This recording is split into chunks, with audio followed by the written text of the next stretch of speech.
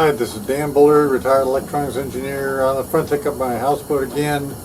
The weather's improved a lot. Well, it's gotten sunnier, but it's got windy too, so I'm going to make this short, and it's very cold. It was really cold last night. What I talked about yesterday with area, I wanted to add a little story. It kind of tells you where I am and what I was doing and what people thought of me. Not people like Carr Chapman or Bruce Tibbets, but most of the people I worked with at the time. I worked for Credence for a while, and then I quit because I was traveling like crazy and went to work for Schlumberger for a while. And then I came back, and in the time I was gone, they moved the training center from Beaverton, Oregon back to San Jose or Fremont, Milpitas in Fremont, California. And that's where it started. And they had their training center down there. And I had to go to San Jose quite a bit to go do work on stuff. And one time I was down in San Jose, and I was walking through the hallway of the training center, and there was one class in session.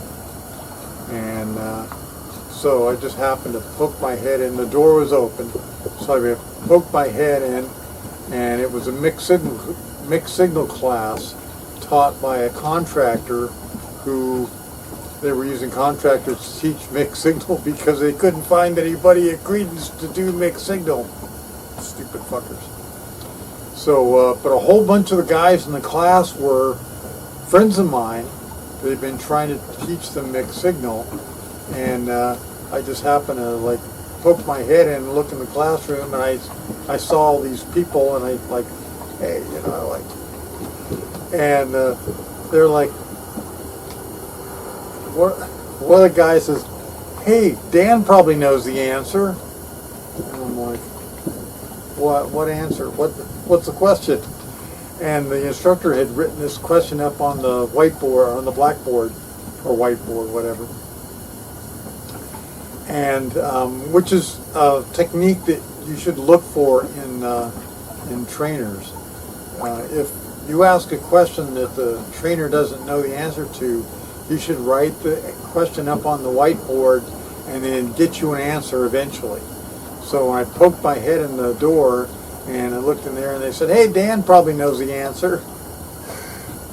Well, they said, okay, here's the question. Why is glitch energy, again, measure of area, why is glitch energy measured in nanovolts per second? I just started laughing right away. Nanovolts per second, huh? Miles per hour? Yeah. Okay. It ain't nanovolts per second, I said. It's nanovolts seconds. It's the product of voltage and time. And so glitch energy is an integration. It's an area of voltage and time. And you would measure it in joules if you could get power. So if power is involved, it would be joules, right? Power times time is joules. But with most electronic devices, you don't know what the current's going to be. So you can't say it's in joules because you don't know what the power is. The power is probably, you know, voltage times an infinitesimal amount of current. So that wouldn't be very helpful. So they almost always measure energy in electronics in volt seconds or nanovolt seconds. So this was hilarious. This was great.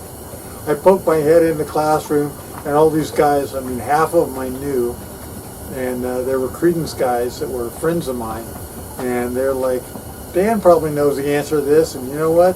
Dan did know the answer to it. It's just, you know, one of those little stories, you know, that I think back to and remember fondly, because I liked being an expert. I was an expert at mixed signal. I trained all the guys that in Oregon. When I got to Beaverton, Oregon, I moved from San Jose to Beaverton, Oregon, and the guys up in Oregon didn't know a goddamn thing about mixed signal. I knew about mixed signal, which made it perfect for me. So I moved up there, and they didn't know anything, so I trained them. And I ended up giving them diplomas.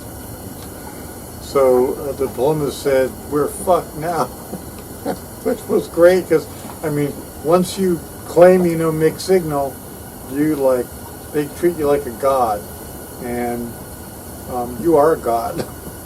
I'm a god. I discovered 5 laws of physics. So anyway, I thought that was a fun story. So energy in electronic circuits is generally measured in volt-seconds, and because the time is usually very short and the voltage is not very big, it's microvolt seconds or nanovolt seconds or picovolt seconds or something.